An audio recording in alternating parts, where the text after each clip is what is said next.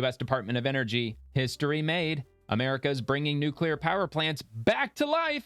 The Palisades will unleash 837 megawatts of 24/7 around-the-clock power, enough to fuel nearly 1 million homes. Call it what it is, energy dominance, and I could not be happier, dude. Winning, winning, winning. I am big on nuclear power. So happy they're bringing it back. They never should have done anything but build up more. Build, build, build nuclear power. And don't let the leftist activists scare you into the whole nuclear waste, lime green toxic waste in those big oil drums. No, doesn't exist. It's all fake, fucking stupid ass propaganda.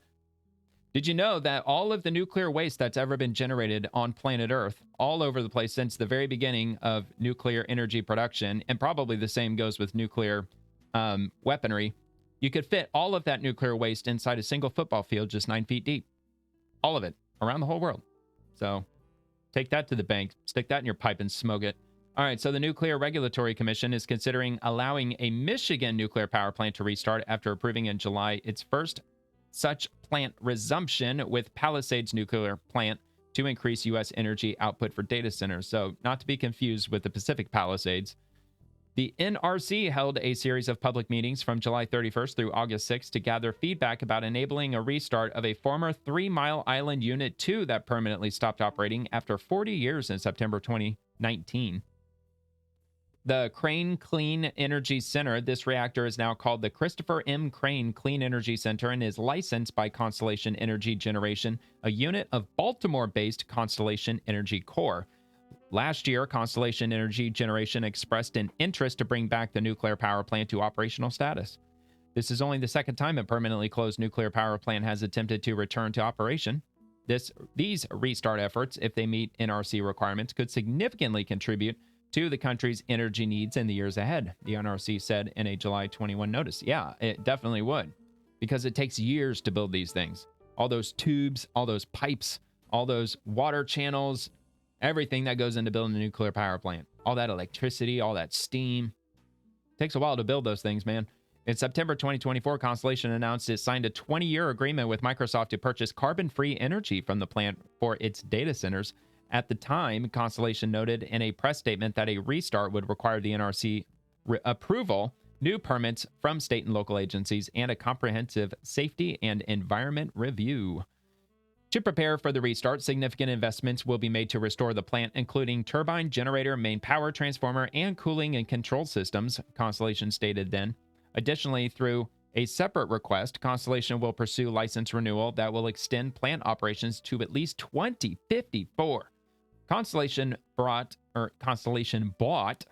the reactor in 1999 before it was retired prematurely for economic reasons in 2019, probably political reasons too. I mean, come on, let's be real. The company noted the nuclear power was able to generate up to 837 megawatts, equal to provide sufficient electricity to power 800,000 homes. Let's go, man. Build them up, dude. Build 10 of them. Build 20 of them.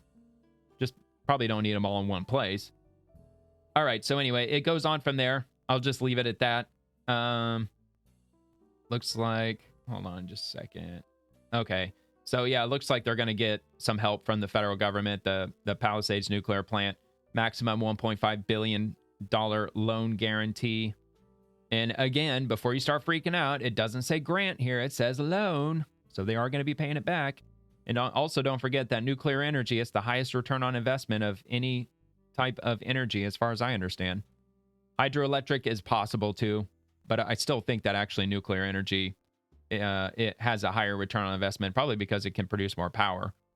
Potentially. Not saying they all do. Just saying it's I don't know, it's possible. Oh, fuck. What is that in reference to?